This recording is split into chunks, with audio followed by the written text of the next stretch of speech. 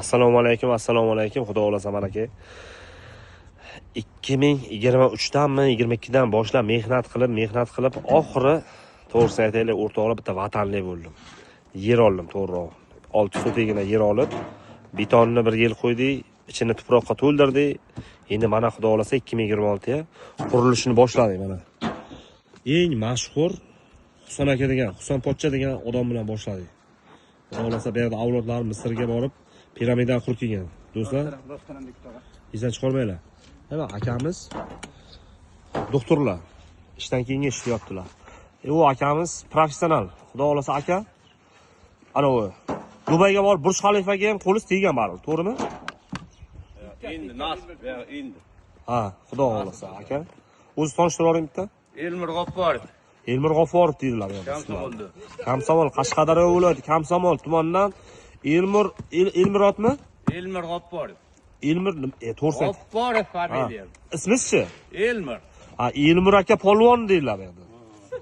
Butun avlodlar polvon bo'lgan aka. Aka, siz nima deymiz endi? Xudo xolasa. Ha, akamiz ham bu. Akamiz pastga ko'ringani bilan eng katta ishni ana shu akamiz qilyapti, o'rtoqlar.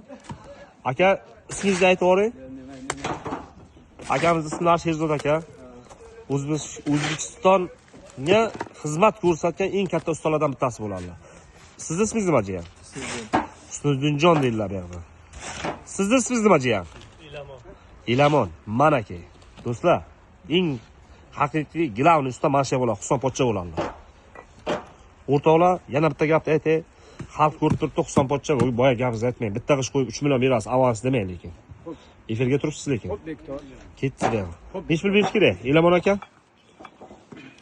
Elmir aka? Ayta. Doktor bo'l, biror narsa deb yuboring. Ya, katta usta aytadi. Hurmatingiz bor. Shunday deb efirda oxiri pul so'ramay faqat iltimos. Bu YouTube kanaliga ketyapti.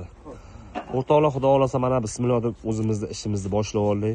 O'ylamanglar, ana karta qo'yadi, ehson qilish kerakmi bunga deb o'ylamanglar. O'zimizni bir prosta xursandchiligimiz, vatanimizni qurayotganimizdan parchalanib ko'rsatyapman.